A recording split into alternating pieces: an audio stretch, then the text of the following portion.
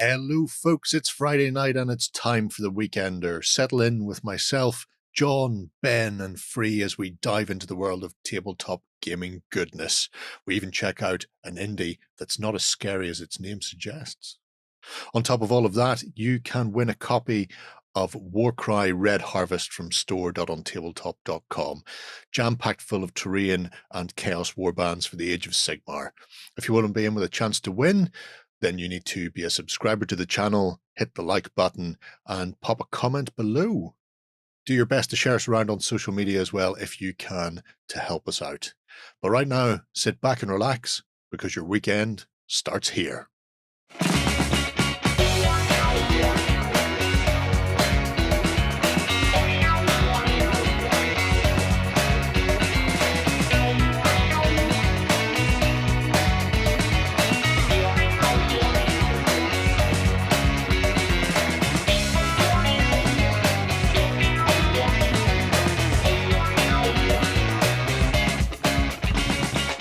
Hello everybody, we are back again for another week's worth of gaming news, and this week we're going to be kicking off with a quick look at what some people have been up to in the Wild West Exodus Global Gunslinger League. That is not the shortest title in the world. But it's the coolest hashtag. Say it faster than Lockdown Leisure League, I do. Lego Legolas. Yeah, we don't go for short titles here. But yeah, so if you're not aware of what the Global Gunslinger League is, it is a project, a sort of 6-week event that we're running alongside the folks at Warcry Studios and Wayland Games, where you can dive in and get started with Wild West Exodus and the Showdown and Retribution starter set, and then building that out into a full posse of either the Union or the Enlightened to use in your games. So yeah, as Jerry was saying, Jerry's taking control of the Enlightened and Justin's taking control of the recycling. Union. Exactly. Recycling and upscaling. Yeah, that's the best way to do it. I think so. We're very much at the cutting edge, especially when it comes to corpses. Exactly. And talking of corpses, that is the focus of this week's video. So this week we had we were looking at John Younger, wasn't it, as being added into the faction as new face. And then Bernard Hopkins was added in by Justin on the other side of things for the Union. So yeah, every week we'll be doing videos looking at what you need to add into your larger posse with gameplay tips and all sorts of things like that. But we also have everything set up over on the project system for you to dive in and put together your fascinating collections of miniatures that you've been working on. And as you can see, some of them here. So effectively, all you need to do when you come over onto the OnTableTop site is go to the project system, and when you're creating your project, go to the drop-down menu, and as you can see there in related contests, there's the Global Gunslinger League. Once you've done that, you can sort of collate everything into one place, and we can have a look through stuff as we're seeing here. This is from British Legion, first off, who's been painting up the Enlightened, following Jerry's path, as you can see, through the Global Gunslinger League, and showing off some really fun-looking miniatures, which is great. He's also gone with the pinky purple colour. He has. It's clearly the way to go. Him. Well, yes. Yes, because I've gone for exactly the same purple colour on mine. Yeah. Obviously, Nick's gone a bit further because I just give my smash and grab blue denim jeans. He's kept the purple theme throughout. I just used a bit of purple for the skin tone on my delightful gentleman. But yeah, really fun looking stuff. Yeah, he's been hammering through it. I think after he fired out the Enlightened core set, he then picked up. See that Pandora's box? He picked up like 6 more starter posses and then built them all in an afternoon. He's a bit of a machine, is our Nick. Yes, indeed. So that's one of the things I wanted to point out as well. Like, obviously, you can follow through a sort of our steps of sort of how Warcry have suggested you build up the posses, but there's nothing to say you can't go and pick up other miniatures and things and use them. In fact, as part of the PDF and everything, which you can find linked in the description down below. There's loads of stuff that are like, you could just take this and do this, or if you wanted to go and build the Warrior Nation or the Dark Nation or anything like that, you can definitely go and sort of dive in and play around with that. But of course, you wouldn't unlock the lovely achievements that we've put in the system, of course, as you can see there on the side. But yeah, it's been great to see people showing off their painting and showing off videos and images and all sorts of different things like that. British Legion is just one of the people that we've been looking at this week. Yes.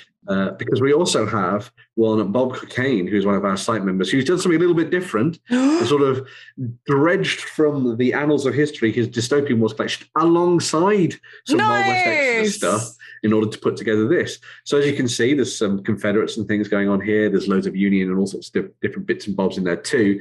But the cool thing for me that I really enjoyed was it the city of Moorpork? Yes. And there was a glorious, and we bow down to this because we love it, battle report in there. Dun, dun, dun. So there's a proper big exploration of Wild West Exodus on the tabletop with some really fun-looking terrain put together in some really nice ways, which, of course, locked in achievement and everything like that as well. Yeah, we're all for really that. Cool. It's a thing of beauty. Sorry.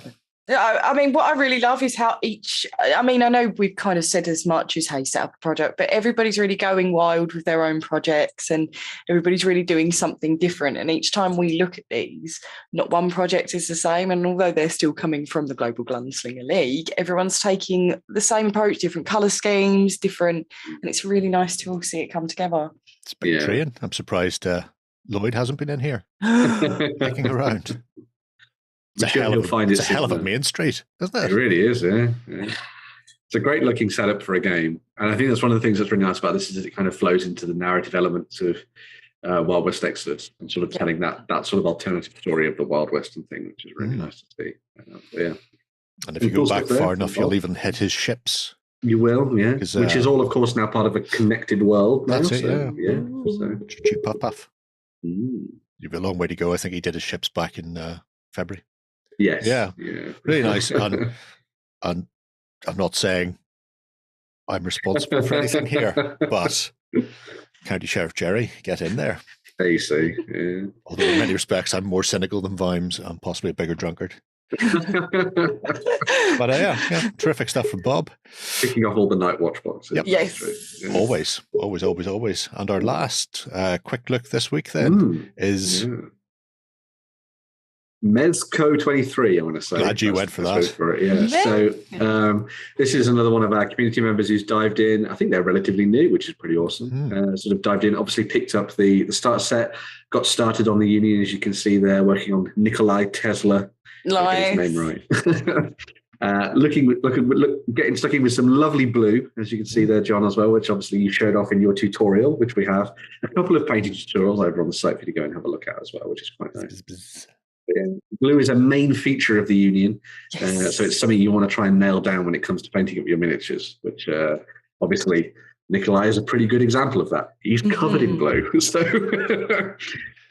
so this also sort of brings me to kind of like the other side of diving into the Global Gunslinger League as well, because as you're building your projects and putting all these things together, you can actually win some prizes from us as well. So what we're going to be doing is at the start of next year, sort of in the first couple of weeks next year, we're going to be sitting down, looking through all the projects that have been made and picking 2 winners. And the winners will win a big bundle of either Union or Enlightened stuff to kind of give you the opposite side of your force. So if you sort of went down the path of building the Union, maybe you could win a big bundle of Enlightened stuff. If you went down the other side, et cetera, et cetera. So if you have picked up the Showdown of Retribution starter set and started putting it together, as you can see, Mezco 23 has been doing here, you've been painting some miniatures. There is no reason not to start a project and start putting all your images into it and start talking about it and sharing your work with the community, sharing stuff on social media as well. So if you're on Facebook and Twitter or Instagram, use hashtag Global Gunslinger League. It's a big one, or hashtag OTT WWX. That one's a lot shorter. We've been watching. Yeah, because we love seeing what you've been working on and what you're doing and things, and it'd be great to see more people getting involved and potentially win some prizes at the start of next year. So big money, big prizes. I love it. Swag, yeah. So, moving away from the very, very big Global Gunslinger League and taking a look at the very, very small, it's time for the Indie of the Week. This week. Oh, it's beautiful, Jerry. It's beautiful. This week we're going to have a look at Scary Biscuits. Scary Biscuits? Scary Biscuits. But we're past Halloween, Jerry. Scary Biscuits is... I don't know if this is... Do you have this in England? Because I've used Scary Biscuits as a phrase for a long time. You know, like Scary Biscuits. That is a phrase that I've used for years/decades. No. Wow, okay. Scary Biscuits is see from there to there. Yeah. That's like second to third edition Flames of War. Okay. Most of these books were written by the guy who now runs Scary Biscuits. Wow. So Oh. Mike Hott, I want to say, or Hout. But he did an awful lot of work for Battlefront. Did the Vietnam rules initially as well, actually. Nam. And he went off to start his own little sort of, not a design studio. It was a blog originally where he just sort of wrote bits and pieces about the stuff he got up to. And then he decided, you know what, I could actually just turn this into like a design studio and then site and start actually publishing my stuff. Cool. So yes, there are games. Yes, there are things you could buy. There are things you can download. But there's so much more. Oh, yes. There's more. There is so much more. A lot of it is boating based. And as we know, everybody loves boats, boating, and rigging. Me, certainly, I'm right up there. I mean, why would you not? Look at us, just waiting for stuff on there. It's not getting it. But there's a couple of main games. So I suppose we'll have a look at the games before we jump back to the article side of things. Sure. So first off the bat is Dawn of Iron, which is all about the ACW, so the American Civil War, and the Ironclads. Mm-hmm. So this is an interesting one. I'm aware of ironclads and I'm aware of the blockading of places in the American Civil War. Wasn't really aware of much in the way of actual naval combat, but Right. that little paragraph there explains that it wasn't just those, and they fought everywhere from the Bering Straits between Russia and Alaska on the west coast all the way down the east coast. Wow. So it wasn't just a couple of ironclads set up somewhere. Nice. Interesting thing. So the PDF is available from Wargame Vault, and there is a print and play bundle as well that allows you to make these little motorboats and that sort of thing. So you can print out the relevant fleets and That's just put them together. great. But if you favor a more traditional style of miniature, then there is a range from, I want to say it's East Coast Ironclads. Yeah, East Coast Ironclads, who sell 3D files of them as well. So you can actually have, you know, I'm going to say proper, obviously with the caveat it's 3D printing. But you know, you've got everything from your little sort of monitor class ironclads up to the big steamers and then the full on ships with the combo sail and steam power. And there are pages of those. So if you're after something, they're all there. Yeah. See, this is one of the things that I've always been fascinated by, and it's something that I probably should learn more about, as you're saying, like, because I knew that ironclads existed, and I obviously knew that steamships existed, but I didn't know, as you were pointing out, that they actually fought more than you'd think.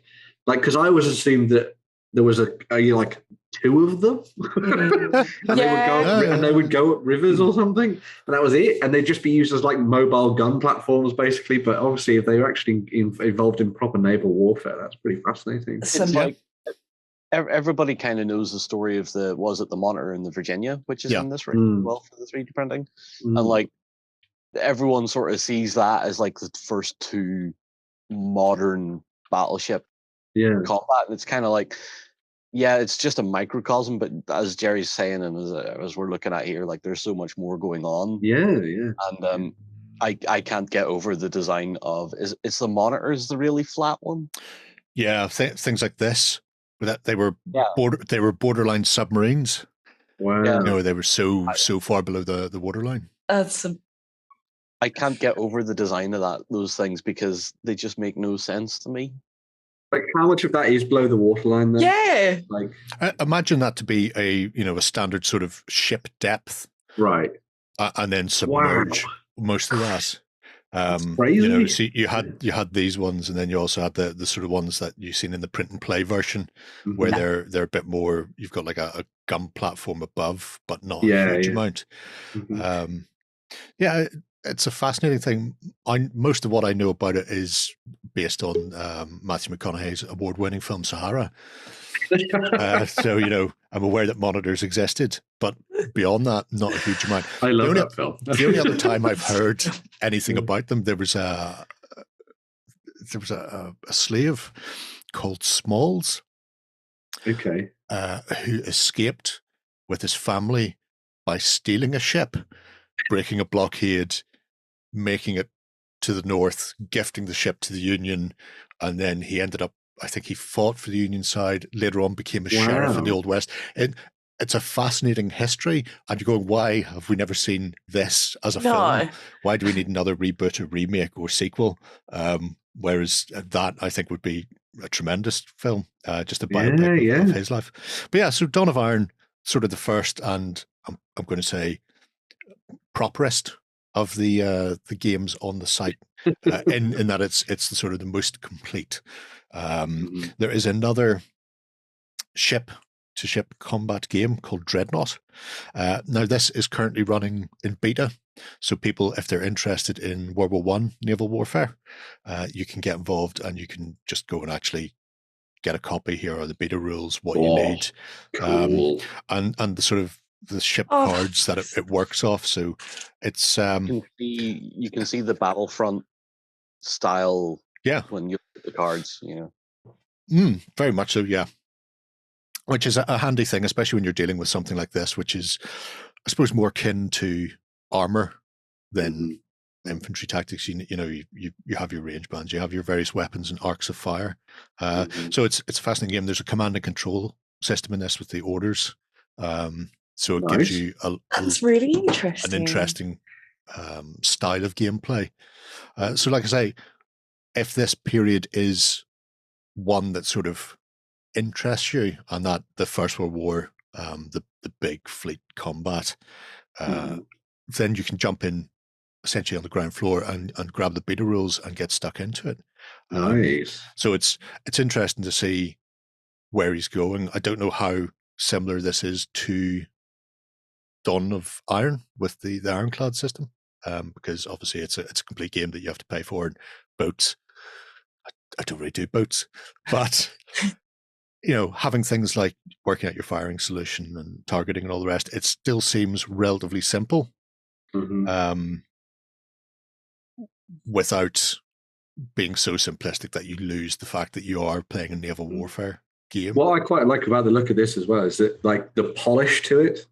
Like, sometimes if you see like alpha and beta projects, especially for tabletop games, they're very kind of like basic, whereas clearly a lot of attention to detail has gone to this. Obviously, it was out from like 2019. I see that, but it's ready to publish for a little while. Look, damage resolution tables, yes, that's nice. I'm all about the damage resolution tables. I'm getting very strong confrontation vibes with the color coded bits there as well. Well, that's just me. But apart from the gameplay side, this website has a lot of stuff in it beyond that, because like I say, it started as a blog.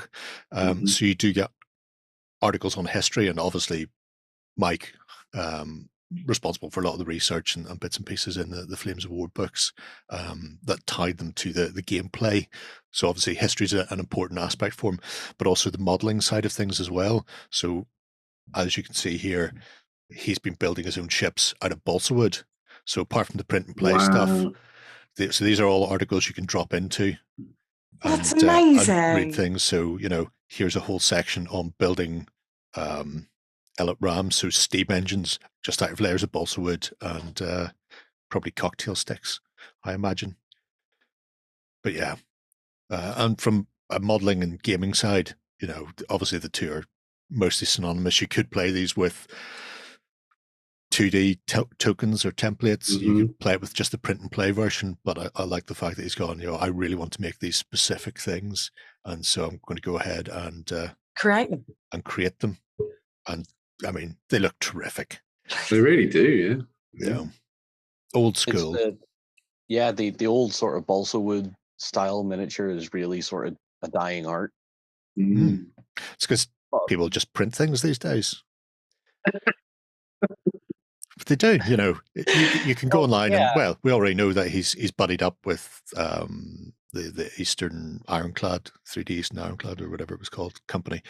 So obviously those models are out there, and Naval Wargaming, as much as I'm not a fan, has a big following. Oh yeah. So I mean, chances are all of these are out there. But just sitting down with strips of balsa, I have stacks of balsa behind me.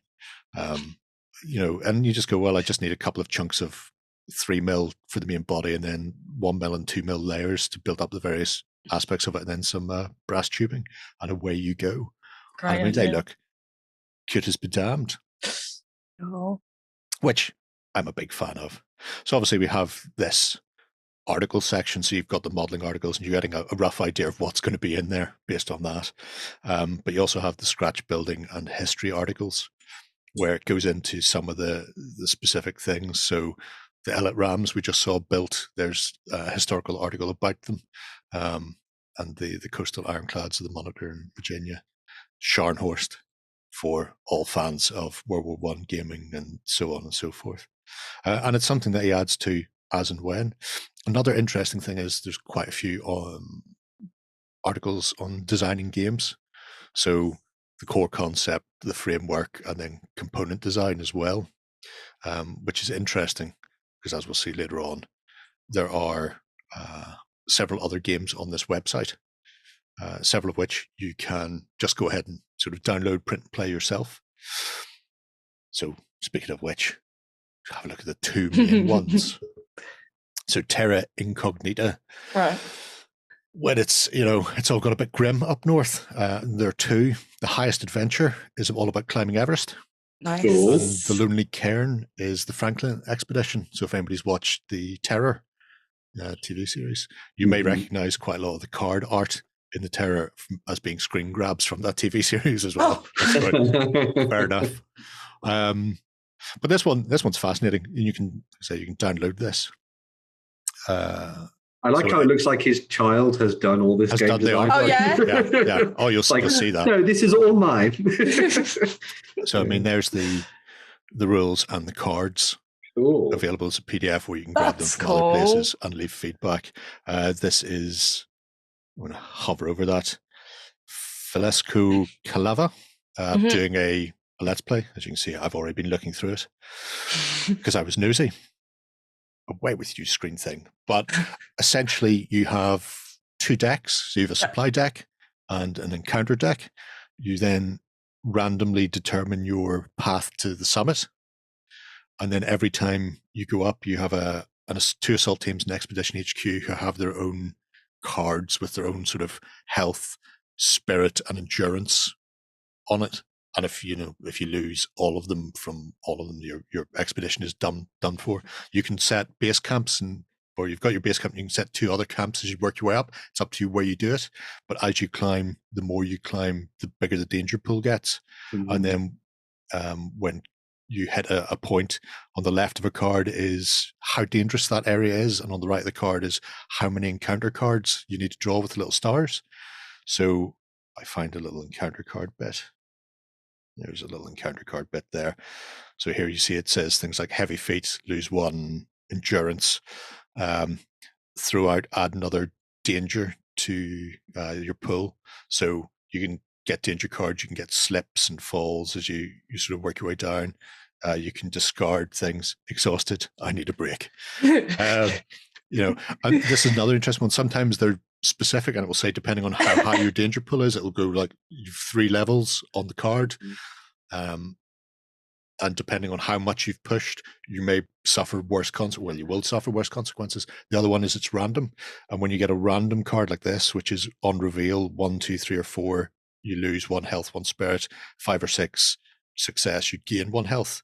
So the supply card deck at the top right has a number between 1 and 6. So you flip the top card, and that tells you what your random number is. That card's also a cost. So when you're playing the supply cards, it may say things like pay 2 to get 1 health back. And so you have to discard a card that's at least equal to 2. So in this case, with his extra rope worth 3 and the crampons worth 1, he would have to discard the extra rope. Or if he had a couple of 1 cards, he could discard them both to get it. So it's a very compact, nifty little game that You have risk reward. The first turn of this, so you have a turn as long as you want, or once you fill the danger pool with 10. So the more you push, the more likely you are that something bad's going to happen. And he pushed up 2 levels and then got hit by like 2 events, and the events pushed him all the way back to his base camp. I like that. And it was, that's unlucky for you. You could really do a good version of this as well with Oregon Trail. You could go loads of different spaces. No, Oregon Trail. Oregon Trail follows similar. Yeah, it's a nice... You died, doesn't yeah, I randomly remember putting my pets' names as Oregon Trail, and I went downstairs to tell my mum I got upset because my dog's gone to syphilis. It's a terrible thing, but yeah. So, that's a really nice compact game. I really like that. I do. And you can just go ahead and download it. Do it now. Like my dad's obsessed with mountain climbing and all that kind of thing. Yeah. So I'm like, hey Dad, because I've got another game called K2, which is all about mountain climbing. He played that and he quite enjoyed it. So maybe, so this is a little solo game. That's nice. And you can leave feedback about it, and there's the design blog about how he developed this game as well, which is just. I thought it'd be right up your Strasse or hillside. The other one is, as I said, the Lonely Cairn, which is all about the Franklin expedition. And I can't imagine that went down particularly well in the grand scheme of things. Since it doesn't have an end date on it. No. They weren't entirely certain what happened to it. Well, in this case, you take... Oh, that's right. That one's not for the likes of me. In this one, you're setting out on the actual campaign, so you potentially could successfully complete the Franklin expedition. I'm not saying that's unlikely. I'm just saying, it's not particularly likely. No, I don't want the alpha. I was sure I got in here and found cards earlier. Where have we found the cards? Were you on Board Game Geek? Is that where I went to find the cards? It was. Well done. Hey. I do pay attention sometimes. Like I say, you can see the... Good use of the little boat, yep. Well, he's got plenty of them sitting around. Mm-hmm. But again, you've got a similar, in the Everest style, you build your expedition, and as you go, you're running into various encounters and having to deal with them. Your food going off, being attacked by polar bears or smoke monsters or whatever it happens to be. Crew mutiny. If you've not watched The Terror, by the way, spoilers, the Franklin expedition does not go well. But it's... Spoilers for history. Yeah, spoilers for history. People need spoilers for history. You can see here, the Lonely Cairn. Arctic Endurance is the solitaire game as you make your way through the ice, and it's not going to be particularly good. I like How to Win. One line: successfully complete the recovery phase at destination. How to Lose. All of these things. Yeah. I'm just looking at the rules side by side there, and just how kind of the visuals of it, and just literally a simple "How do you win?" There's not 3 paragraphs. They're really polished rules, like you said, Ben. They're really laid out lovely. Trust me, you could do a Michael Bay version of this, and at the end of the road you find Megatron.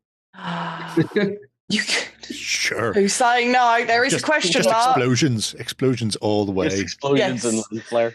They're not going amongst the water. They're going on top of explosion. Wouldn't need to. So yeah, it's a fascinating little website for Scary Biscuit Studios. There are another set of other games, and these have been done generally in collaborations with other people. So there's Bomber Boys, if you're all about the World War II bomber game. So, and again, these are solitaire. Untersee Boot. So all about the wolf packs. Caveman versus Mammoth. And then get that for Justin. Dreadnought mini game. So he found the contents of a battleship, the little ships with the holes to stick the tokens in, but not actually the battleship game board. So he came up with a pocket naval battle that you could stick in. Brilliant. Nice. Caveman versus Mammoth is a what do you call it? A social / social deduction game. Yeah, that type of thing. And as you can see, these are things that are very accessible for people sitting at home, especially over the past little while where we've all been sitting at home looking for games that you can either play by yourself or with friends.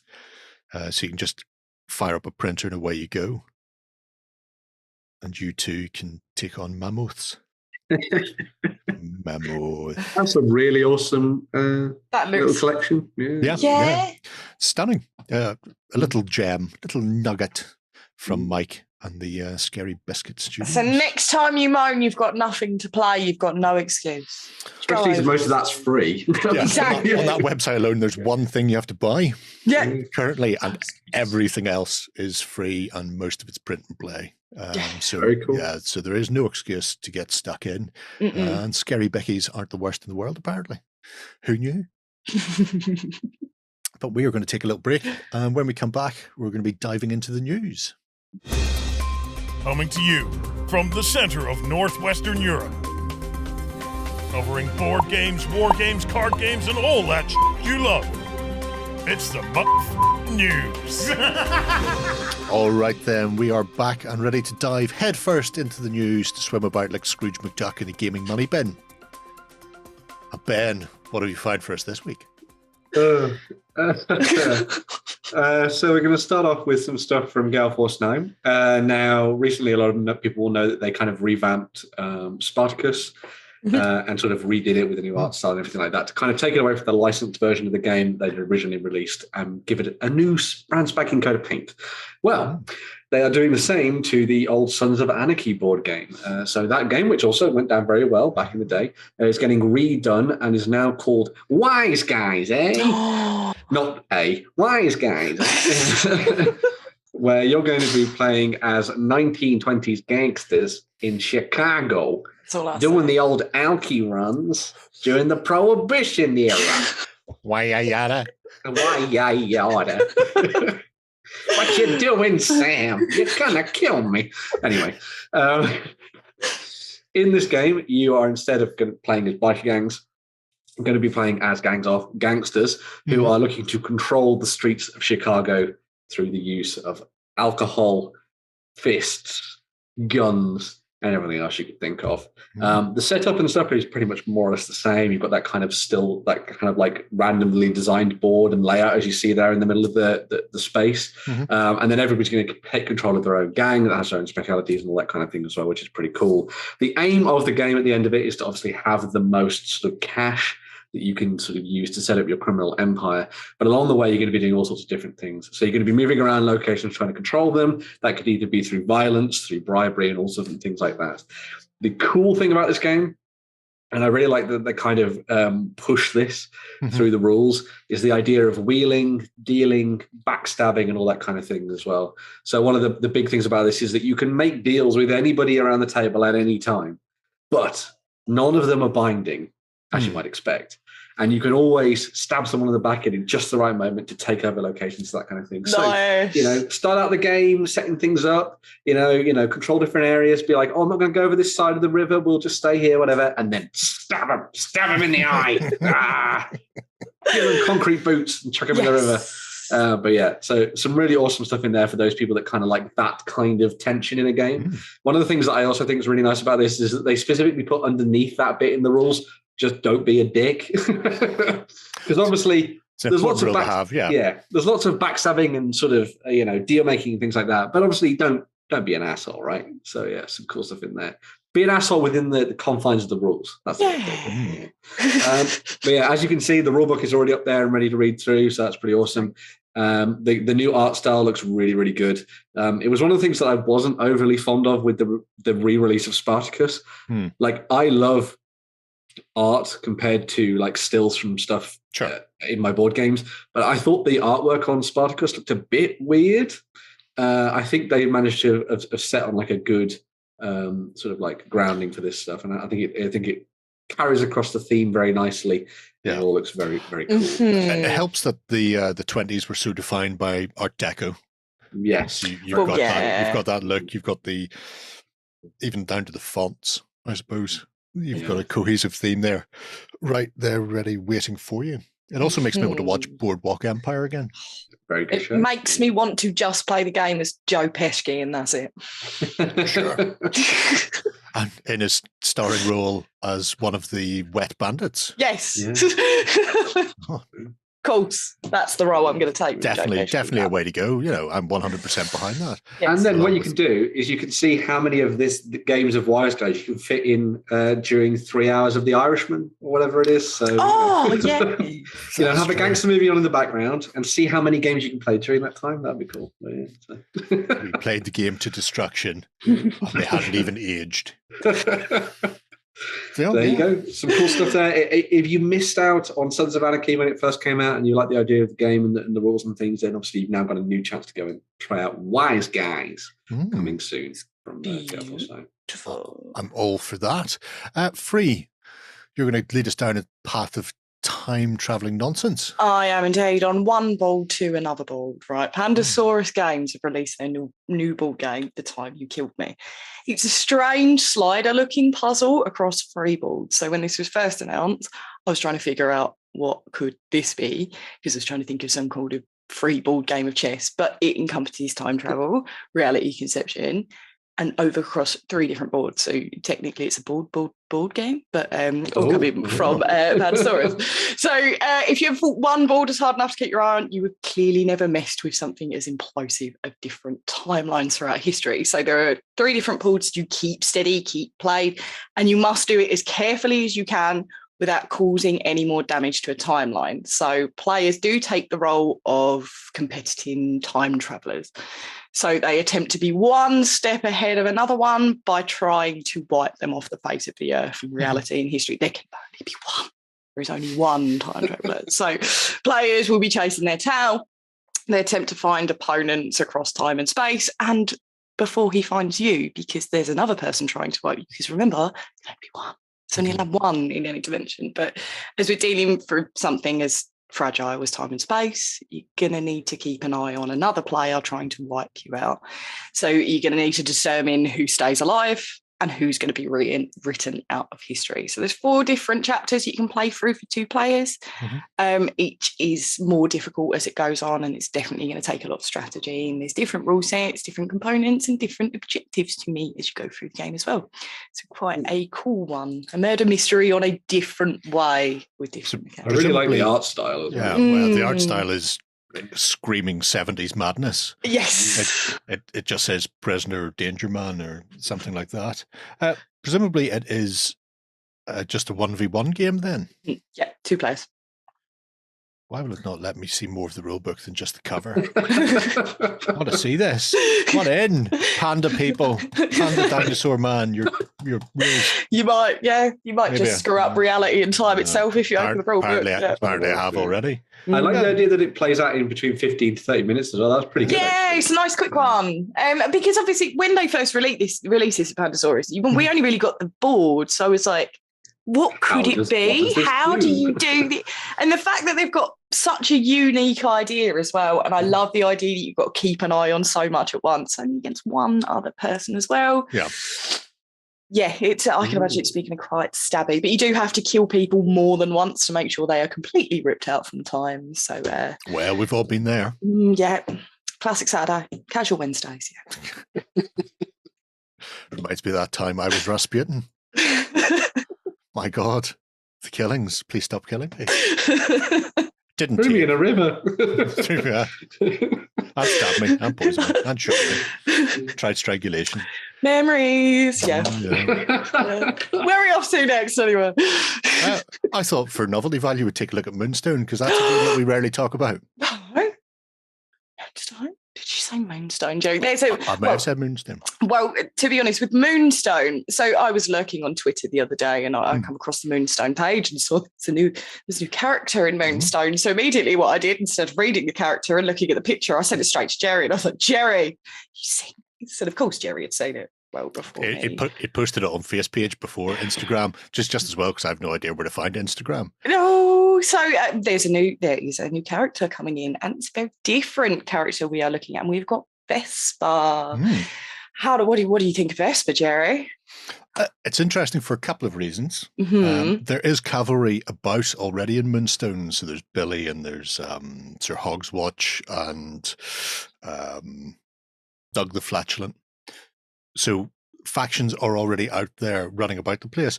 I didn't think fairies needed cavalry because they're already winged in the main and therefore can just go nuts themselves. Yeah. However, adding a hornet mounted fairy is definitely a thing I can get wholeheartedly behind. Yes. 100%. And she's got some interesting rules. So if people aren't aware of Moonstone, combat is done via a card mechanic where you either attack high, middle, or low, and you defend low, middle, or high, up to you depending on the card you draw. So various attacks are better suited.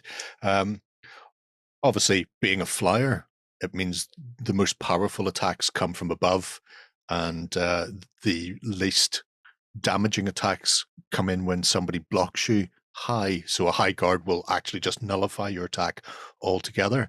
But there's a few other little interesting bits, I suppose. The fact that special abilities to antagonize, you can add +1 melee and evade stat until the end of the turn. So it's a bit of a supporting role. You can buff a character with that, or out of reach, you cannot be targeted by a melee attack. So you essentially fly high, which means forces that are depending on running in and thumping you. So fawns and bunnies and the like, who may not be as ranged heavy. And range, well, there's quite a bit of magic about, depending on the way you compose your list, you may find yourself suffering for not being able to get to them. Because they can just, sit back and wing javelins at your head.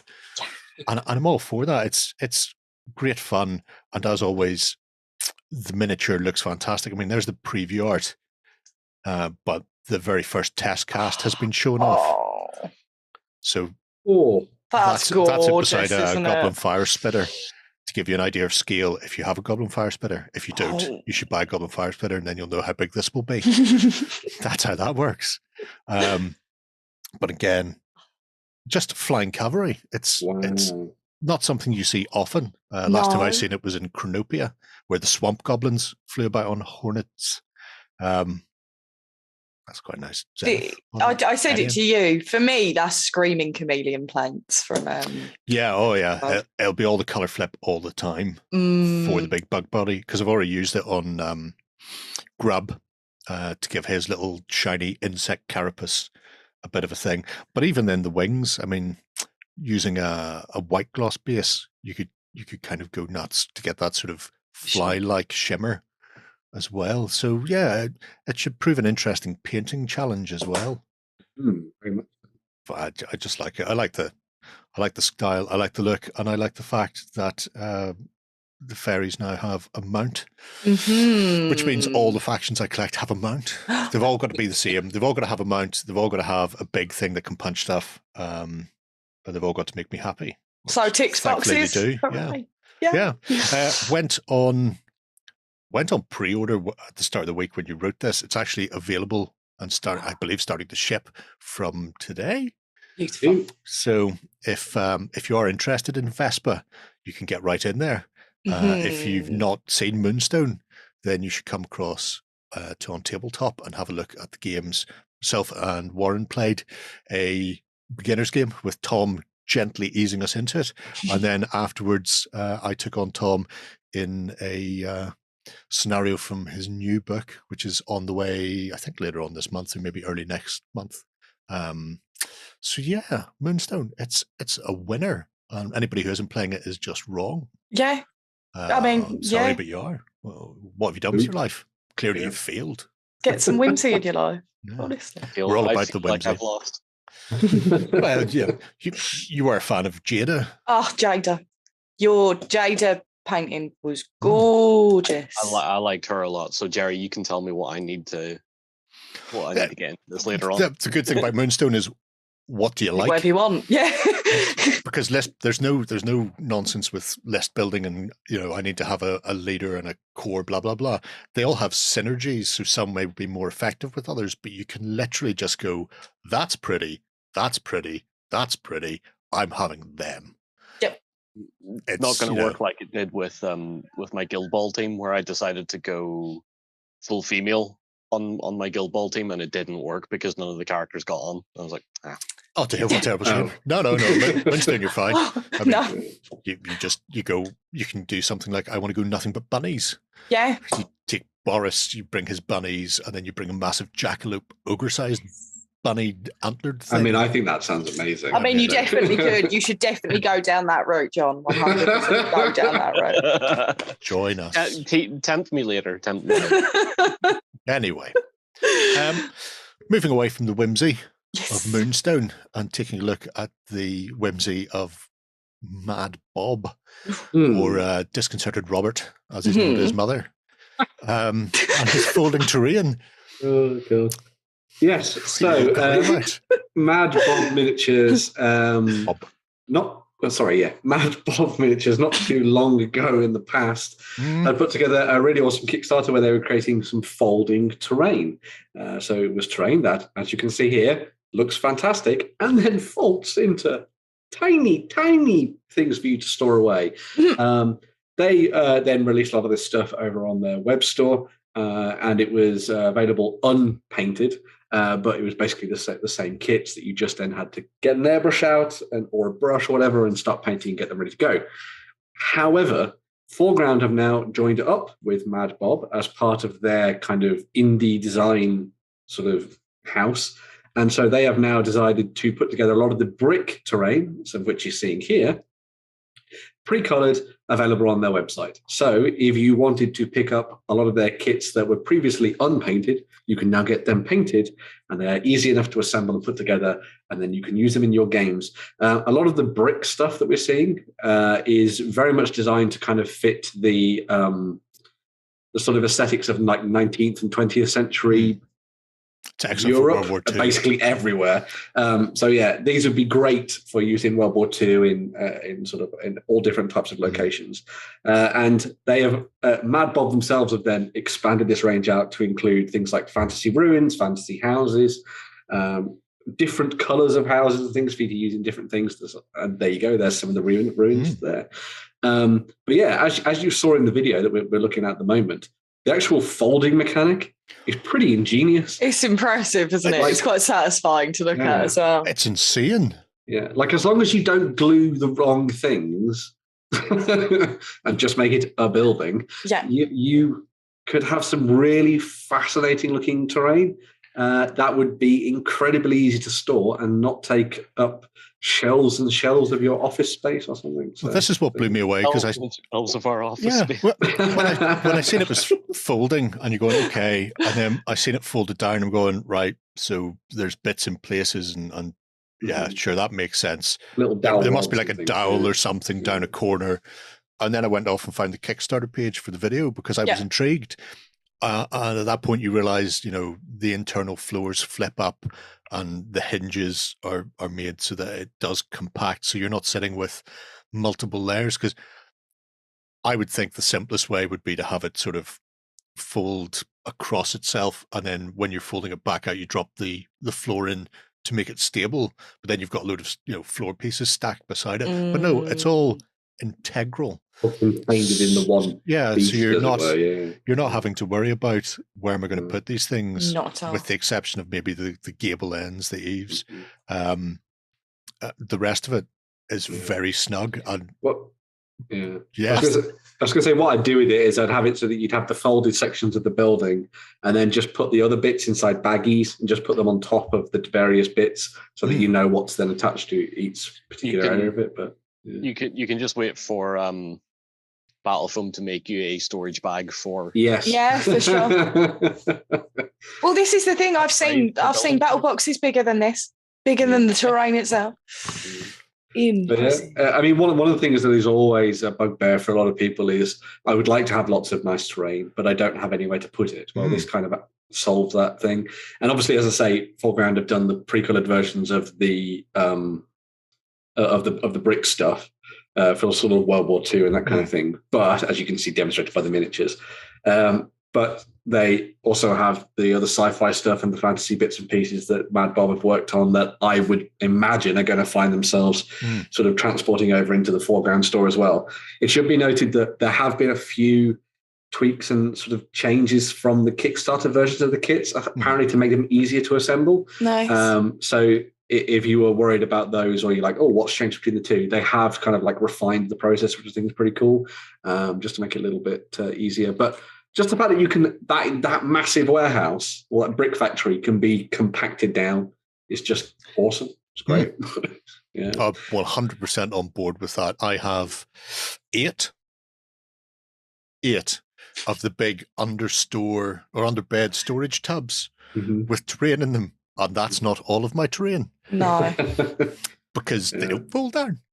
So they've got to go somewhere. I should also add that the doors still open and close. So there's even little tiny things in there for the doors. And obviously, as you saw there too, the roofs come off. And you can, with the ones with multiple floors, the different floors can be removed as well. So you can play around inside them to your heart's content. So they're gaming, they're great for gaming, and they're great for storage at the same time. So cool.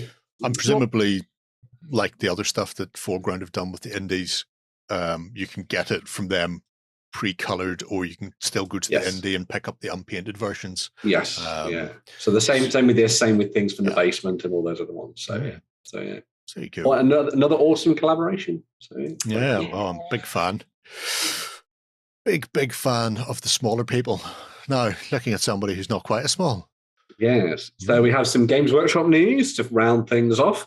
We start with an announcement for the world of Necromunda.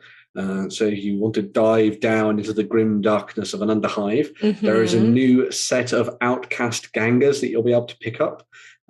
This basically gives you the sort of vagabonds, the wastrels of the underhive that haven't managed to get their application form in for House Goliath or House Escher, and so have been relegated to wandering the markets of the underhive on their own, I guess, or in smaller gangs. But you mean they haven't had their 2 vaccines and their passports? So exactly, yes.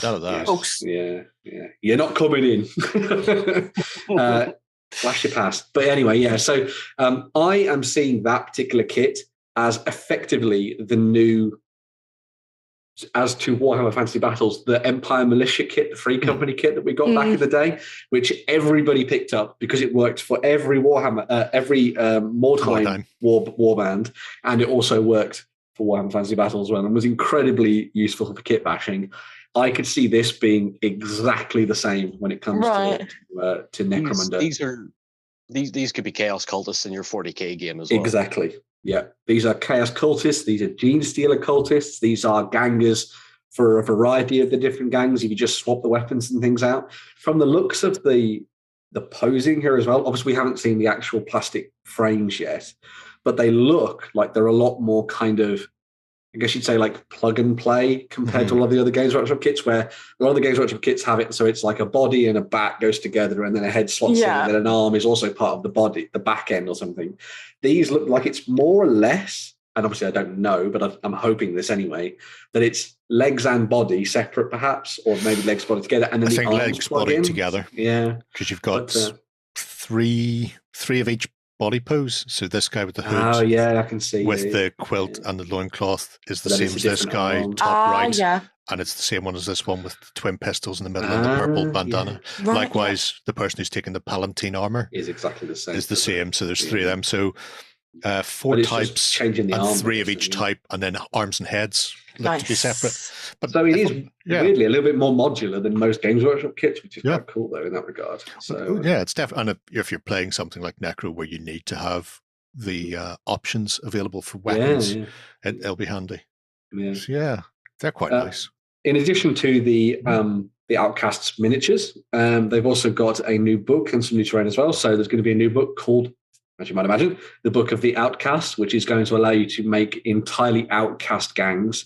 So if you don't want to subscribe to Goliath, Escher, Vansar, any of these, then you can sort of dive in and play around with just your outcasts, led by some vagabonds and ruffians at the top. You'll also find additional special rules in there for some of the named characters. So you have that lady there whose name escapes me, but she was available from Forge World quite recently. And the chap at the back as well, who's a lovely doctor who's definitely going to help you and not do experiments on you. He's going to do experiments on you. So Yeah.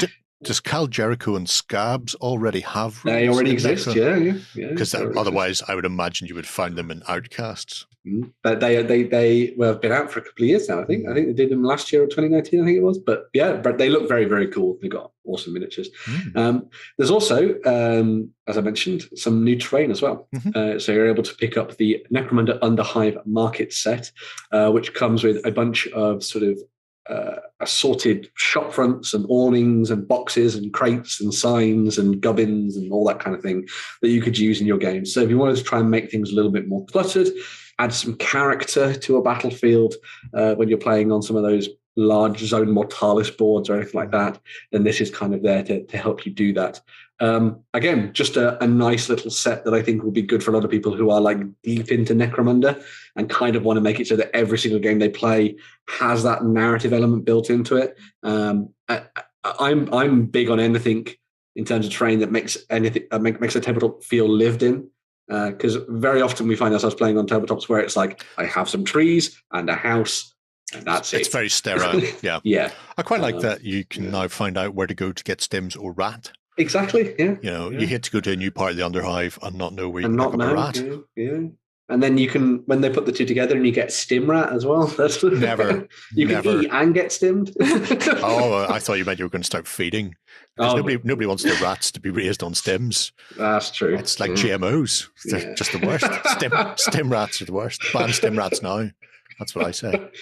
That's how we get ants. That's how you get bitten by a giant mutant rat fiend. Yeah. Nobody wants that. Okay. But yeah, if you're interested in Necromunda, make sure to go and check those out this weekend. They're going to be available for pre-order alongside some really awesome new stuff for Warhammer Sigmar that has been long coming. So if you remember, many moons ago, back in the annals of time, we were showing off these two impressive dragon sculpts for Krondis and Karazai, who are the two Draconiths that are going to be available for the forces of Order in Games of Age of Sigmar. It's one kit that allows you to make the two different dragons. Pardon me. Krondis is more focused on the idea of casting spells and magic and harnessing that side of things, whereas Karazai is very much about getting stuck in and kicking ass with tooth and claw, as you can see by the miniature and the scars and the broken horns and that kind of thing. They were both somewhat banished from the realms by Kragnos, that's his name, Kragnos, yes. Big boy Kragnos, back in the Age of Myth, but they are now back to sort of take some vengeance upon him alongside the forces of Order. Krondis very much reminds me of Dragonheart. So smug. Yes. Smug Sean Connery. Exactly. That's exactly what's going on there. Yeah. You can tell he's very polite looking, though, isn't it? Smug. Yeah. You say polite, I say smug. Look at him. If you're up for the challenge of painting all those color tones and that shift and the wet blending between the two and the wings and everything like that, then more power to you. Not even a little. Yeah. How big are these, Ben? Massive. So, for example, like a Stormcast comes up to about the top of his foot. So, or just a little bit below that, I think. So, yeah, these are huge, as is the way the game's Photoshop miniatures. Yes. So, going to do a dragon. Yeah. I think I prefer Karazai of the two. I think he looks a little bit more menacing, and I like the added detail around the face and stuff. I like the fact he's been hit by lightning, and he doesn't look smug. Probably because he's been hit by lightning. Yeah. He was playing around with keys on the end of string and a kite, and it was one of those big things. But end up with that fractal pattern up his back. Which is very cool, and I'd like to see how people approach that. But I am going to imagine I'm going to be seeing a lot of these popping up in sort of like the hobby roundups they do on Warhammer TV and stuff like that. So and they're probably going to be all throughout Golden Demon cases next year as well. So that'll be the big one.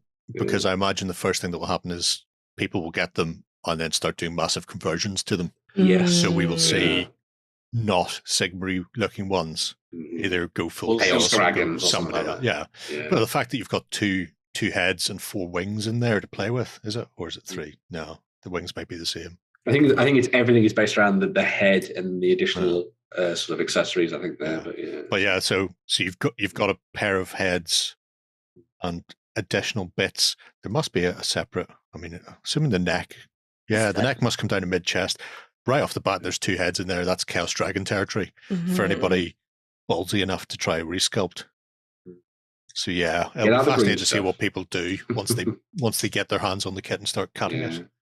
In addition to the 2 dragons, so the 2 Draconith there, you're also going to get the new Storm Drake Guard as well. So they've been designed so that if you wanted to make an entire army of dragons, you definitely can do. One of the reasons they've taken this long to come out is because they were a little bit too powerful and were wiping the floor with armies. As you might have imagined from an army of dragons. But I really like the look of these. I think they look great. It's always weird seeing those big flying stands, but, they got to be used, I guess, rather than very minimal contact points on bases and that kind of thing. And I think they'll look very cool when they're put together as part of a larger force. Again, repainting and converting them is going to be fun. I'd also like to see someone remove all of the kind of barding and stuff that they have on them and just have it as an entirely dragon-based army. Have these dragons alongside, Krondys and Karazai, and just have that as your army. I think that would be epic. So, I think I actually prefer these dragons to the other fella. Boys. Yeah. Simply because as gaming pieces, they're probably a bit more practical to have on the tabletop. Yeah. It'd be interesting to see what their stats are like, because if they were wiping the floor with people, GW will have done one of 2 things: left them exactly as is, because games balance doesn't mean anything, or worked out what they can supply to other armies to up the ante. So these are the 2 choices. Time will tell which it is. If it's anything to go by, the ogre. There was a game played against the ogres over on Warhammer TV, and the ogres actually ended up wiping the floor with most of the dragons. So at least they've got something to deal with them, I guess. Is it that giant sky cannon? It may be that, yes, and the hunter on the back of his massive war mammoth as well. So the tactic is called editing, Ben. I mean that also, yeah. And they died. But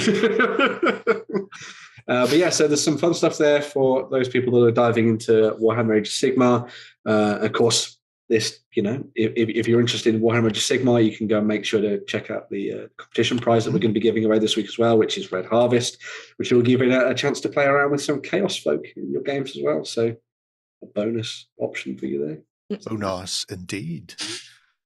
Right, I think that wraps us up for the news. Shall we dive into the wonderful world of 3D printing?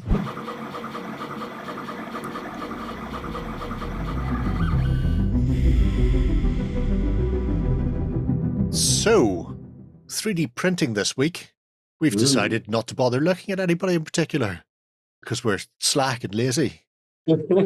Also, it's Black Friday, which I'm told is a thing in the Americas and has sort of wormed its way over here.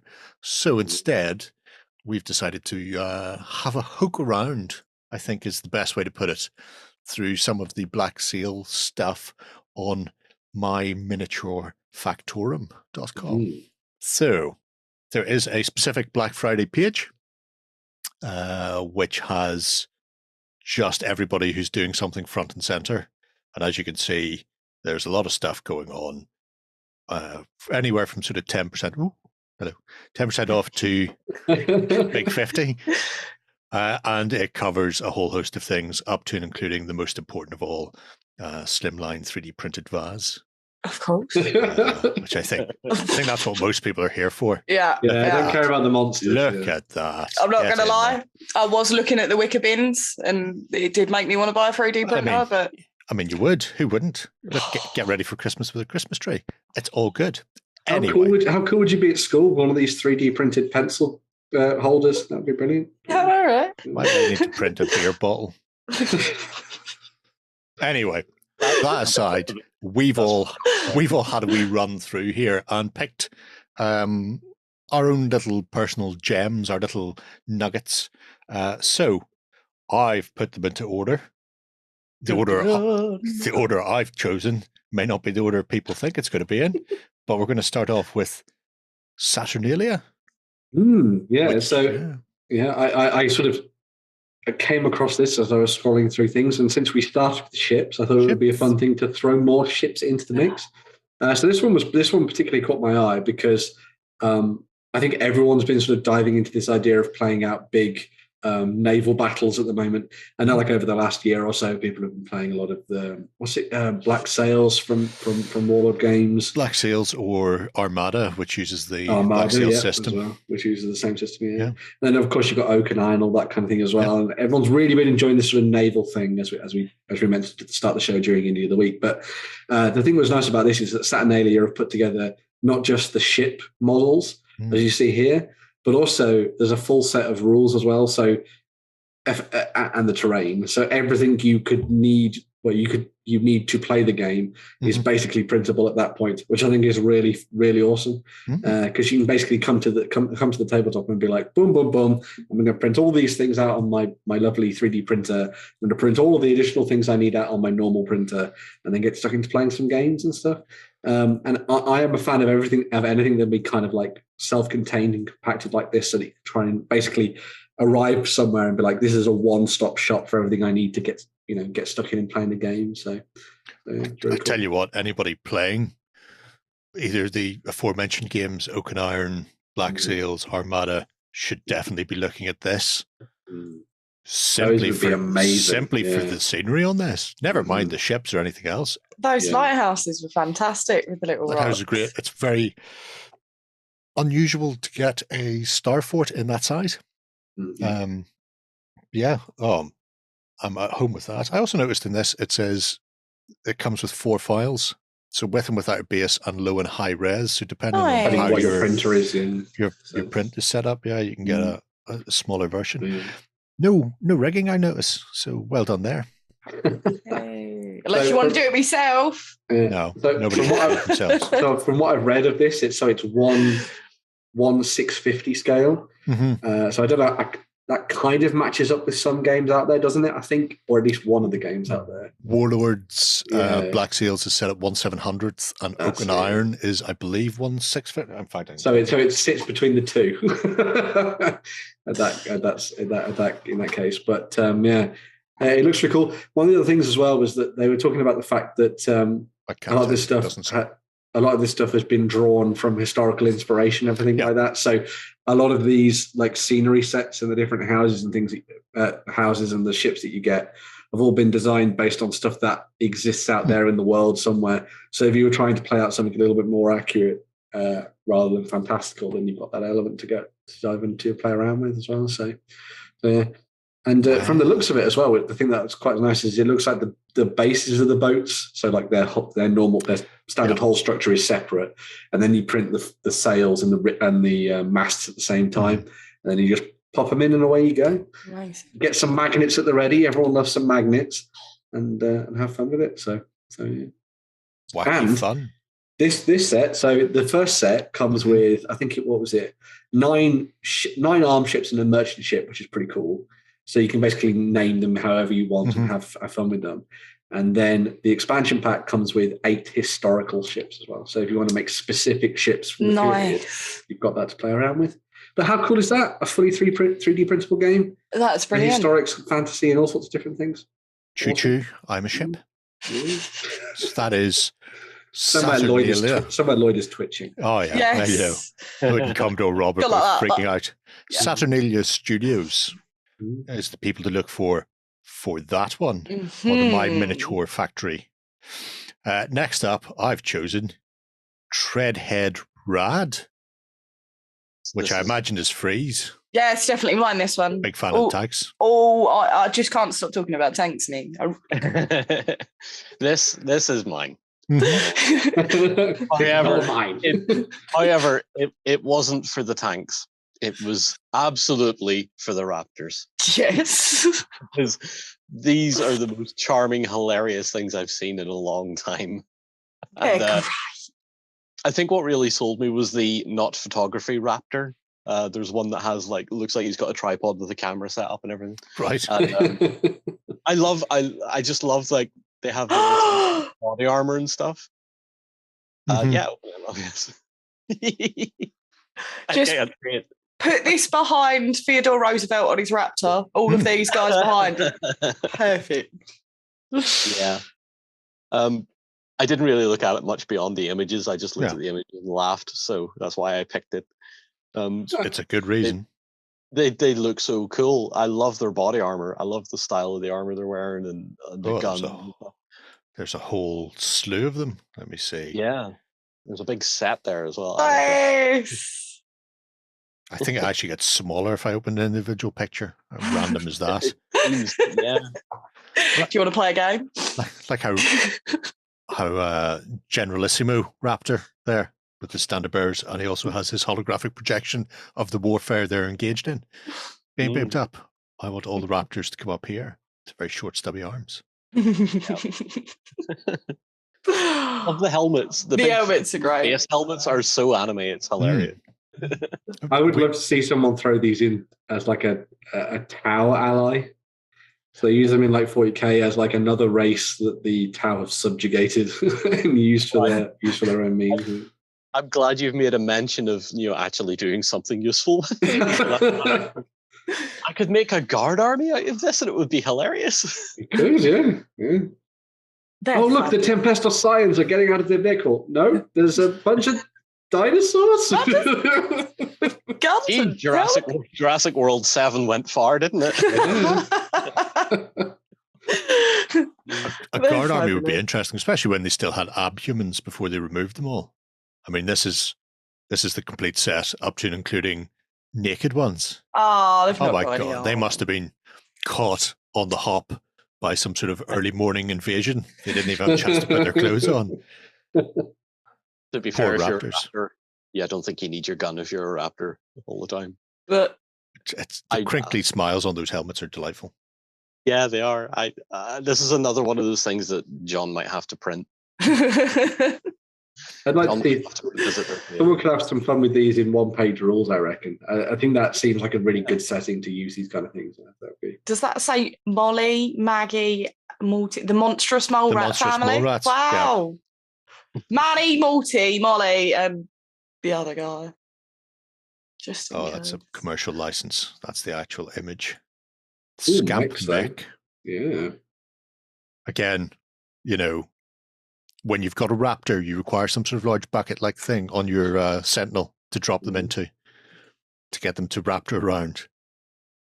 They're very nicely designed, though. They really are, yeah. I think John's going to have a project. Because the whole set, all the raptors is only, 20-something? And you've got the Black Friday discount as well. Yeah. So. I'm totally in for that. If we can all agree that we're going to start playing some one-page rule stuff, I will do it our army. You've got Justin and Shay to hand. Just force them to play. What's the point in having a Justin and a Shay if we can't force them to play the games we want? Hey, look at all these raptors. Cool, let's go. The slat armor I quite like for the detonation of explosive things far away from the hull. Yeah. And the extra slabs, the heavier slabs on the other one. I love the modern kind of style, yet the sort of upper sci-fi kind of thing. Well, yeah, this is what I was just thinking. You could definitely drop this into something like Stargrave and a sci-fi related. It's very alien looking. Oh, look at Tank. How about that? Oh, unexpected. What are the odds? I mean, fair to middling, I think is the answer. Bill looks more practical than a Chimera. Yep. That's a nice set of stuff. Very, very much so. So that plus, I suppose we'd have to look at the naked mole rats, otherwise Free will be very disappointed. Yeah, sorry, I'd get a bit upset. Yep. Just monstrous mole rat miniatures bundle. I was appreciating the alliteration. Yeah, well, everybody does. Everybody does. Everybody appreciates alliterative naked mole rattage. Of course. Very, very cool. Well, you can buy tanks, raptors, and mole rats in this. Yeah, I mean, a one-stop shop for all your needs. That's my family sorted for Christmas. Why are the mole rats at the bottom of my stocking, Jerry? Why aren't there? So that is Treadhead Rad. A nice, simple username. I'm pretty certain if you search for Ray Gun Raptors, you'll find them in short order. We didn't even have a look at that, so we have to have a look at that. Love the mechanical. Oh, That's amazing. I am so sold on this. Yeah, that's cool, isn't it? Even if you're not going to put some sort of fin-headed raptor as the rear gunner on it, it would do for, people. It kind of looks like an RC car. It does. And I think that's why the raptor looks so good in it. Yeah. That's a hell of a weapon loadout there, isn't it? What do you do when guns aren't good enough? Slap a rig of rockets on them or a missile alongside. Yeah. Turn it into a sci-fi calliope. Sure. I'm 100% on board for that. But yeah, so Ray Gun Raptors from Treadhead Rad. Mm-hmm. Who have you picked then, Freebird? Well, it's no surprise that I found it really difficult. I was looking through and I wanted to find terrain, and of course I found some fantasy terrain, and there's a bit of everything terrain in this as well. Mm-hmm. Nothing that is definitely not Lord of the Rings in here whatsoever. Definitely right. Not down in the bottom. See, I immediately seen the Cthulhu stuff, but I'm going to try and stay away from that. But there is a bit of everything in here, so I just thought it was really cool, all of the different stuff, because obviously you've got your gothic, you've got your fantasy, and just the more I looked, the more I could find. You can make some really nice tables with this stuff. You've got a very Gallic-like village with some very Gallic-like miniatures in there as well. You could get a fix. You could. This stuff. Say nothing. No sign of dogmatics though. No. Shame. Let's have a look at the miniatures. That's brilliant. I love that. That's nice. Not Asterix. Can't remember her name. It's Chieftain's wife. There's Getafix himself. Oh, chunky Obelix? Chief. Obelix? No, I think that's the Chief. Obelix should just be pants up to the nipples. Yeah. Oh, what was he called? Answers on a postcard, please. I'm not saying the winner will definitely be the person who names the minstrel from Asterix, but I will say it saves me looking it up. Yeah, so I think that's Obelisk then, naked to the waist, and then his big stripy blue pants on him. So and that's just the Celtic Village collection. We've got Feywood. Feywood is beautiful. So they've got some really beautiful treehousey looking terrain, elfy looking stuff that you would find in the woods. But seems to have layers upon layers. Look at it. Very elvish, very beautiful. Does that thing where it all gets smaller again? Whimsy and fantasy. Look at that very lithe night elf. There's also an elf in the top who's learned how to shoot with her feet. Nice. Somebody on YouTube does that. And an old style dragon that looks a lot like the old Warhammer Citadel one. Forest dragon. Yep. Yeah. I really like that Jabberwock. I think that's amazing. Jabberwock's nice. Oh, those trees are quite fun. Mm-hmm. That'd be very good for something like, I don't know, Moonstone discuss. Cherry. No, I'm right. You've said the code word. I know. They would. I move us to there. Can I still see an arrow? I can. Amazing. Yeah. But they're very. I mean, I definitely see these placed straight in Rivendell. Or there's a bunch of different stuff, and as I said, I came onto here for the fantasy stuff, and then left looking at the strangest of things, and sending Warren mushrooms that I'd found. So that makes sense. Mixed bag of everything, really. But very whimsical, nice, fantasy, bright-coloured miniatures. Those elves definitely do their yoga. Oh, they do, yeah. That's what happens when they've been lurking around a hollow tree on Azeroth for any length of time. They need to be dealt with. Where are we? Is it that one? It is that one. Look at it. I assumed that was another reason we were here.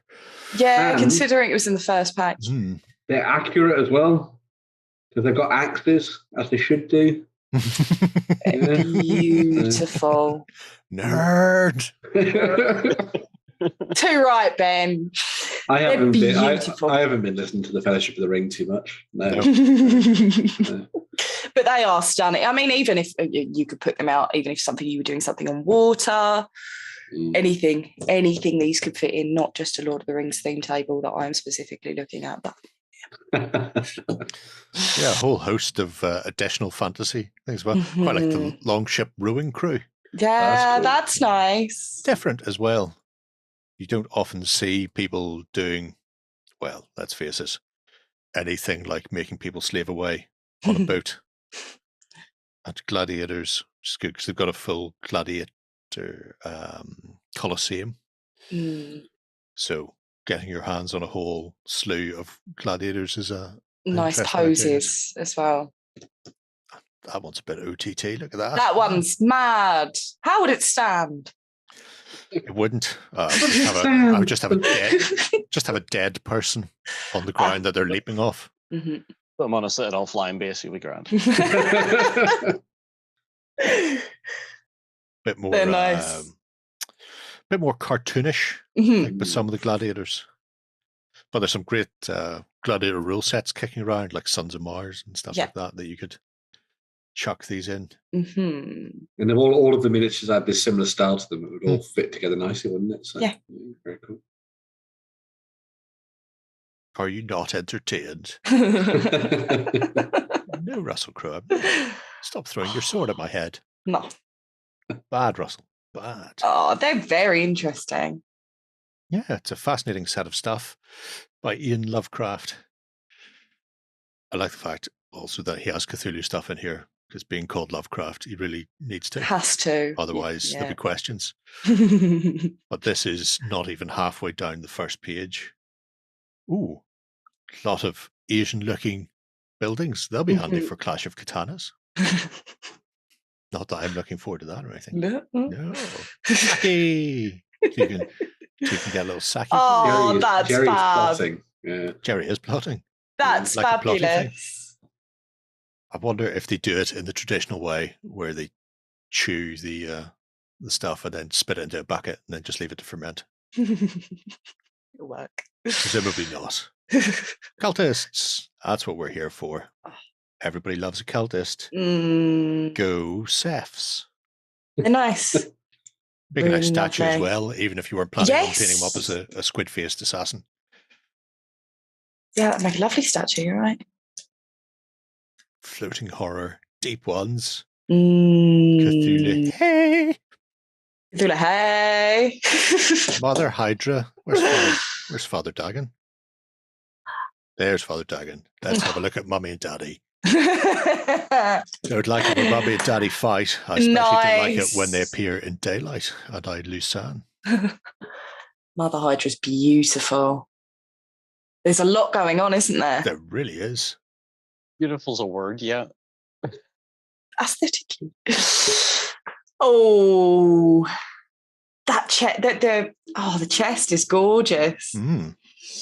That's to see the final printed version as well, so you can see that all the scale work and that kind of thing carries through into the final. Yeah, the texture final product. Texture on the tentacles. Because that's something that could easily be lost in the process. I guess if you've got depending on your printer and stuff, I suppose. So, yeah, a whole host of things in there, whether you're after historic, fantasy, figures, or terrain. We'll have a little look at that. Some junk ships as well. And even citizens. Oh, nice. Sets of Asian villagers. Good for a game like Clash of Katanas, for example. Maybe. Coming 2022.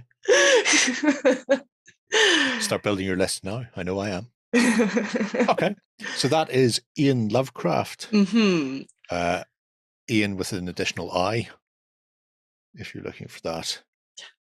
Or just check for Lovecraft. I'm sure that won't fire up all the hits. No. On MyMiniFactory. Ian.Lovecraft.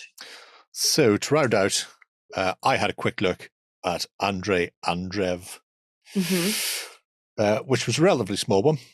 And despite the fact it too is stuffed filled with night elves from the world of Azeroth, which isn't why we're here. Although if you are a Warcraft fan, I mean, Here. You're sorted, yeah. done here. But as long as you print them in purple resin as well, that's the yeah. But if we move past them and into War Carrot 40,000. Oh my god! Yes, my work here is done. Jerry, Yes, they're adorable.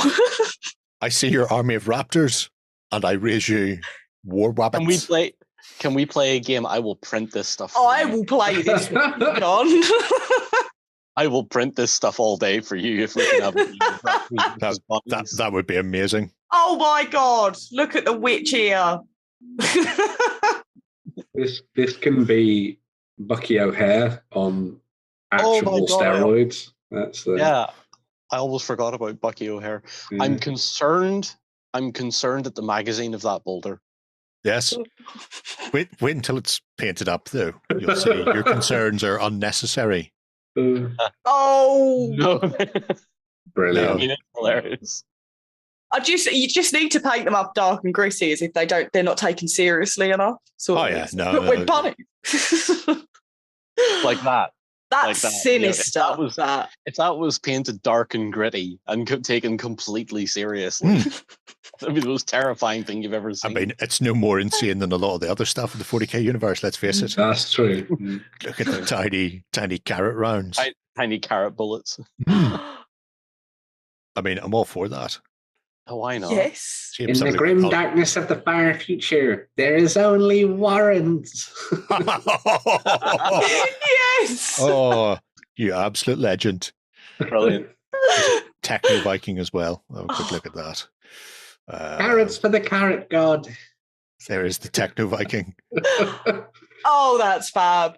I can see that why, because he's doing the point. He's doing the point. There's an actual Techno Viking miniature, though, based on the actual guy from the video, but I would not be surprised. Nowhere near as interesting as that. And also some World War II-esque things, and a Horde army that nobody cares about, because nobody cares about that. But have to have a wee look. The witch ear. That's great. That's what we're here for. That's awesome. Quality stuff like that. What was written? There was something written on the back of the sword scabbard for the sheath. Oh no, it was just the cross stitching. Yeah, I thought they'd written something like for the silver and the steel sword or something, but yeah, that's really cool. Right. I really like that. Yeah.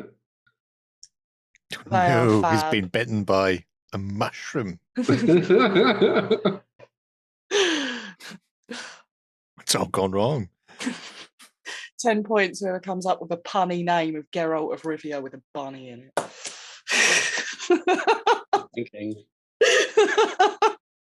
Just hear the cogs wheeling. and Russian bunnies with an armored car. For Rob Reds. I think your choice is really beating us all here. These are yeah. glorious. Look, carrot bayonet. Carrot bayonet. They're fantastic. I'll make you see in the dark. In hell. Come the revolution. But yeah, so obviously the War Rabbit bit is the most important part. Just one. Yeah, it gets topped and tailed by what I'm going to say is more traditional fantasy things based on Warcraft. If you want to have Griffin Riders and crossbowmen and blah blah blahs, but why have a Griffin Rider when you can have Space Marine an entire army of space rabbits? Yeah. That's unleash the myxomatosis bomb. Oh, too soon. But there you go, Andreev on MyMiniFactory. What a brilliant War Rabbit, brilliant provider. 40,000. Yeah. Oh, that's enough of that.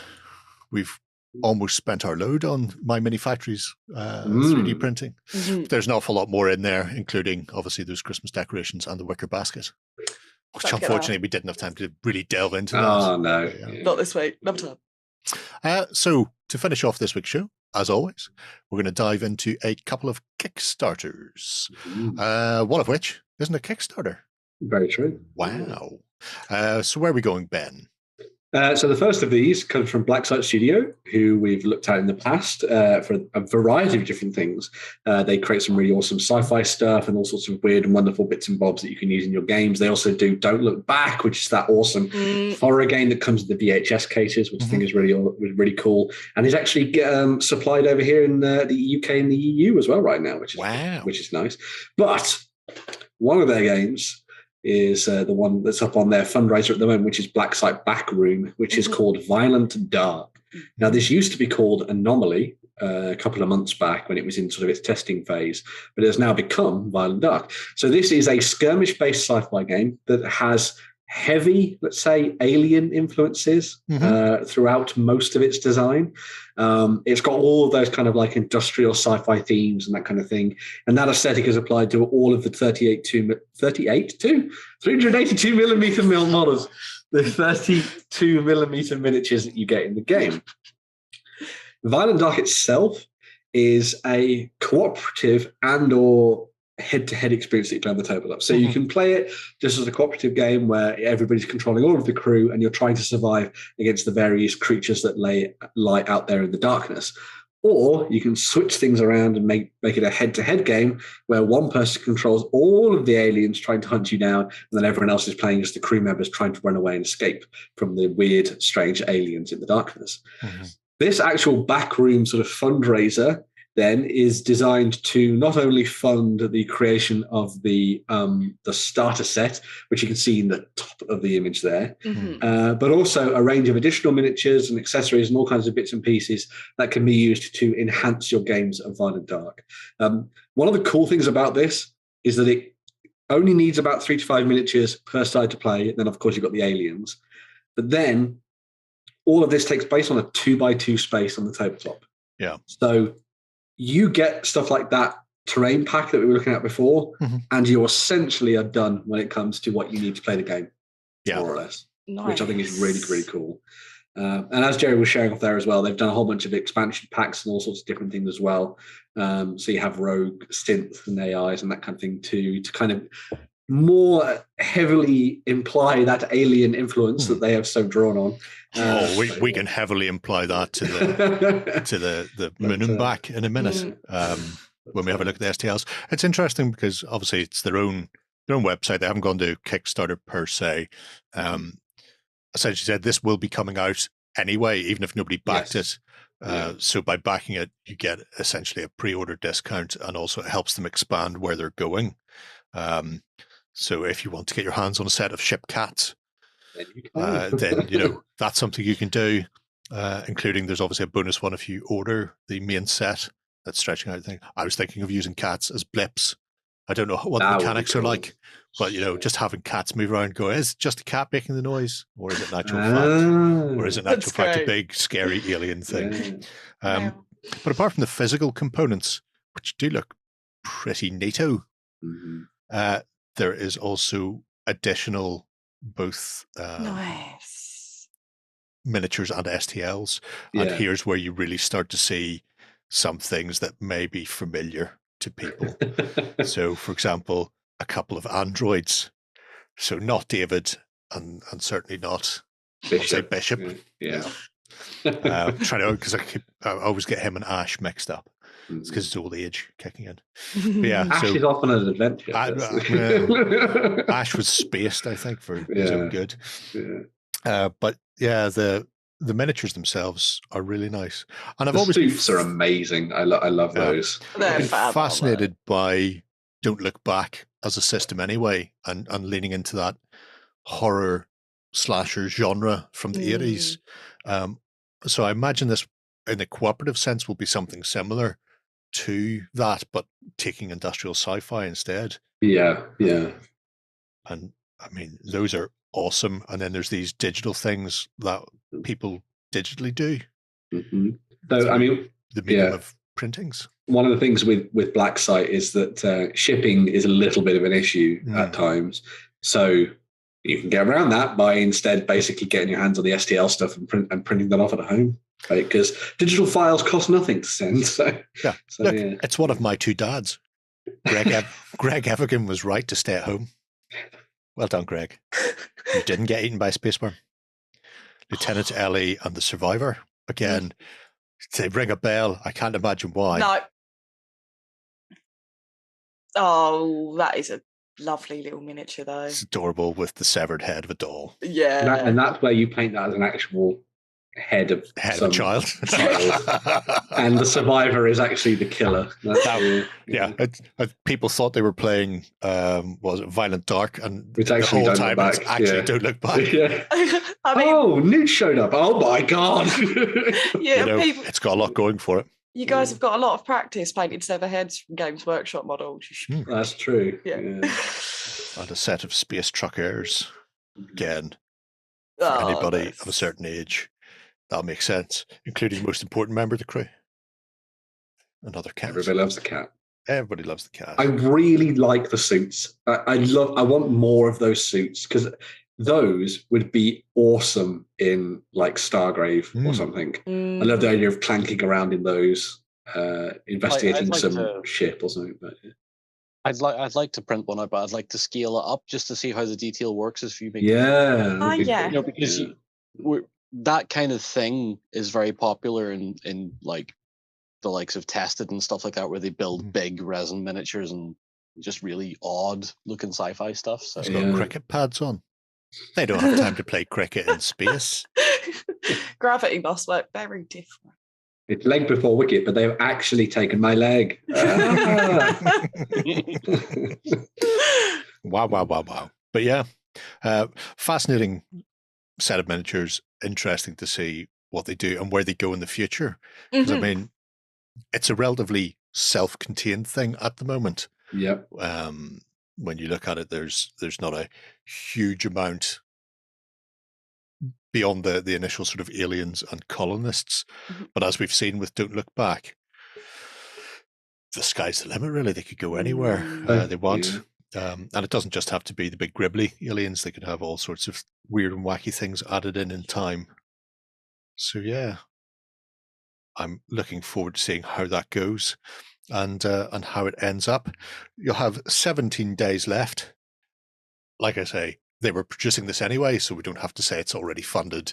The only thing they're looking for is, if they get more support, they'll be able to sort of expand the plans for the Violent Dark universe and range in the future. Maybe add a few more cats. It's 16 days, isn't it? Because we're one day extra in the future, aren't we? Past. Oh, 16, sorry, yeah. We'll have a number of days left. There's a number of days left on Insert number of days left. There we go. Yeah. Pretty much 2 weeks. If you're watching this, you can go back it now. Yeah. It's essentially, yeah. And the last, but by no means least, is the rise of the Halflings. Yes. So Halflings have been a little bit of a zeitgeist thing at the moment with Mantic Games putting together some lovely miniatures for Kings of War and stuff.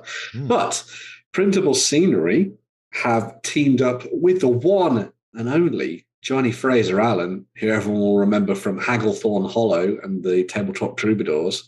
Amazing terrain. So he has conceptualized the terrain that you see here.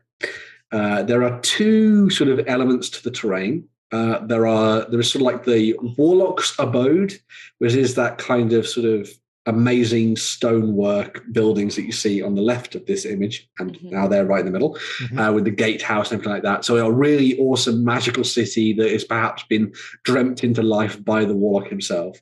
Then you also have the Halfling village. Now it's a little bit different from your typical kind of Halfling a little bit different. Your Halfling village or settlement, because instead of them being in little holes in the ground, they're actually up in those really awesome treetop sort of houses and stuff. I thought this was brilliant and very much in that kind of vein of Fraser Allen's work, where he kind of takes something and then sort of puts a little twist on it. And I think that it has been beautifully realized by the folks at Printable Scenery as well. In addition to the two different types of scenery, which are obviously sort of like the city and then the forest stuff, You've also then got a set of miniatures as well. So all of the halflings are going to be available in either 28mm, or you can get them as 70mm miniatures. I should note all of this is STL based, by the way. This is all digital. It may in the future become physical in some realm, but it's all STL for the moment. But anyway, yeah, so you can get the 28mm miniatures for the halflings, as you see there. There's also a few additional bits and pieces. So you've got the massive the great worm, which is that dragon creature. There it is. That looks very, very awesome indeed. Some proud-looking beast that has then been attached to the archaniacal bile extractor, which sounds horrifying. Yeah. There's also loads of additional characters that have been unlocked through stretch goals and add-ons and all kinds of things like that, because obviously this is a printable scenery campaign and they always do incredibly well.